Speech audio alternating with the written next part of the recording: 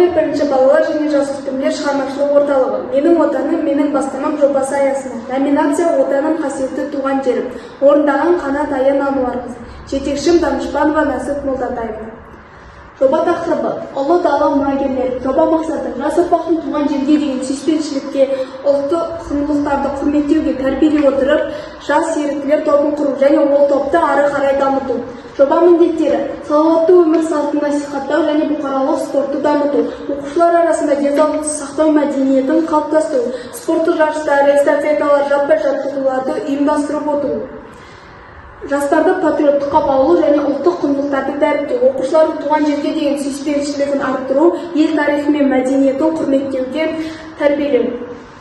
Рухани адамгершілік және дәстүрлі отбасылық құндылықтарды қалыптастыру, үлкенге құрмет, кішіге ізет, сыйластық, жауапкершілік деген сияқты қасиеттерді дамытып, отбасы күнінде іс-шаралар өткізіп отыру.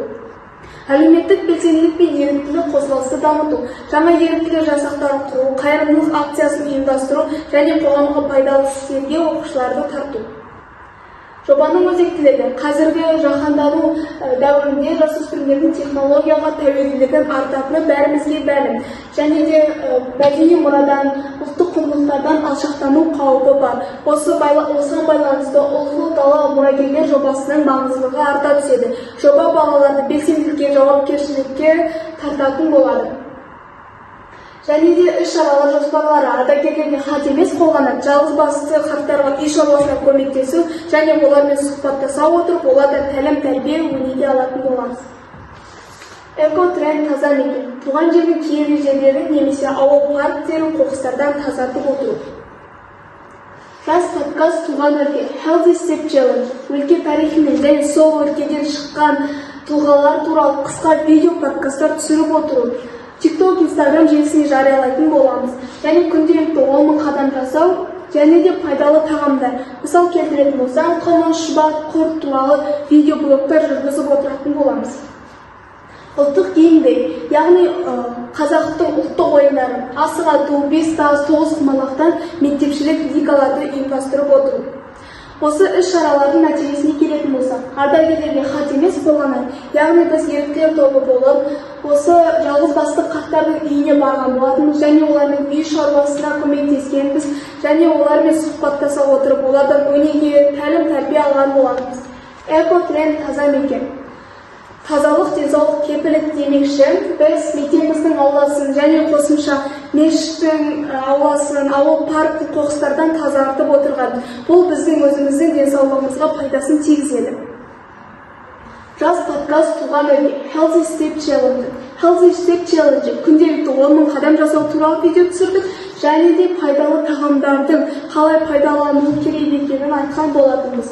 Ал жас подкаст туған өлке, яғни біз өзіміздің туған өлкеміздің тарихын қалай шыққанын, қай жылы құрылғанын айтқан болатынбыз және сонымен қатар сол жерден шыққан тұлғаларды айтатын болғанбыз. Және біздің TikTok аккаунтымыз ұлы дала мұрагерлері осы екі сайт арқылы көре аласыздар. Ұлттық геймдей, яғни біз ұлттық ойындардан, асық атудан, бес тастан және тоғыз құмалақтан мектепшілік лига жүргіздік. Ол мектепшілік лигадан бізге 7-ші сыныптың ұлдары ұтқан болатын.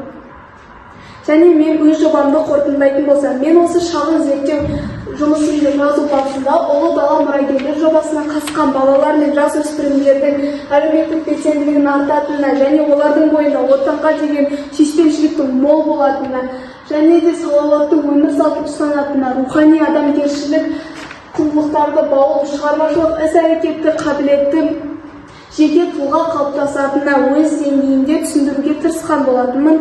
Сонымен қатар бұл еріктілік іс-шаралары арқылы кез келген баланың бойында төзімділік, жауапкершілік және өзара көмек пен достыққа үйренеді және олар өз мүмкіндіктерін тексеріп көретін болады және қоғам өміріне белсенді қатысуға дайын болады. Жобаның іс-шаралары ұлттық құндылықтарды дәріптеуге және де туған жерге деген сүйіспеншілікті арттыратын болады, рухани адамгершілік қасиеттерін қалыптастыруға мүмкіндік береді дегім келеді.